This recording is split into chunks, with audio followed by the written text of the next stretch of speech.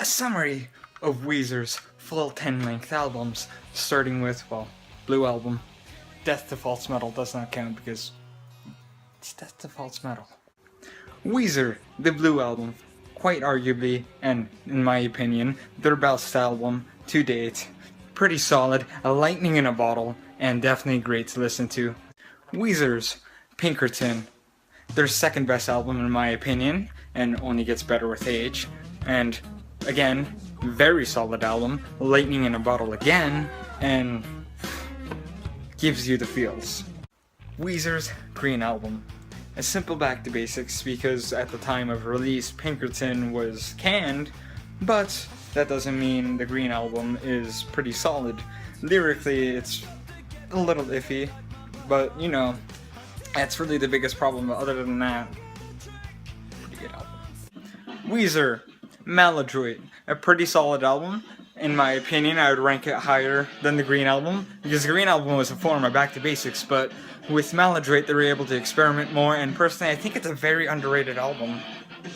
Again, the biggest problem with Maladroit is the same problem with the Green Album, which is the lyrics, really. Weezer's Make Believe. Quite possibly one of their worst albums, because it is very lazy, and just, it sort of, this is where they kind of stopped caring, Weezer, and kind of just a low point for them. Weezer's The Red Album. A big step up from Make Believe, because Make Believe was kind of childish and problematic, but with the Red Album, instrumentally, it's amazing.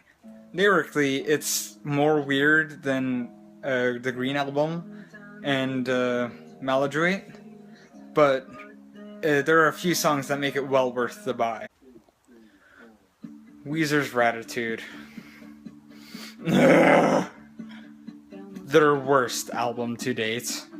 And to be perfectly honest, I would avoid this album. There are a few good tracks here and there, but it is not worth the buy at all. Weezer's Hurley. The next studio release after Ratitude. And to be perfectly honest, it is a major step up, like the Red Album was to Make Believe.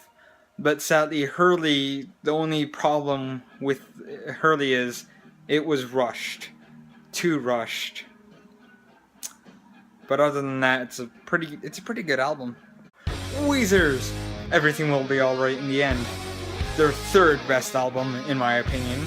Personally, it was my first Weezer album that I bought alongside Blue, and it is an amazing album. It's pretty solid, and it's a pretty great album. It's not the best, but it's pretty great. Weezer's The White Album, the 10th studio released album, and the last album I will be doing a summary of.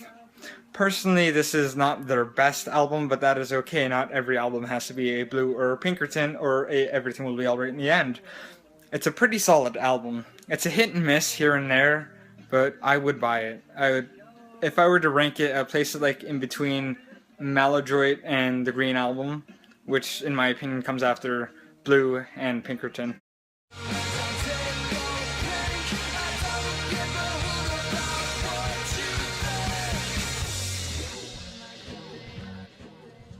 Weezer, the Blue Album, quite possibly and quite arguably their greatest.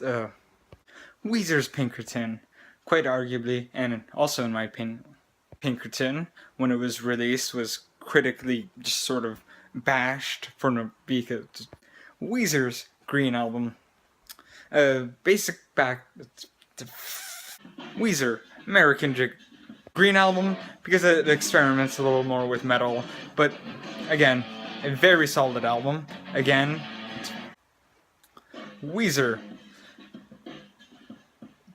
Make Believe, because Make Believe was kind of half-assed and was problematic. But with the Red Album, it's kind of a hit and miss. Instrumentally, Weezer's Everything Will Be Alright in the End. My gosh. It is a saving grace of a band, never mind, of Weezer's Everything Will Be Alright. Quite this Weezer's The White Album, the 10th and last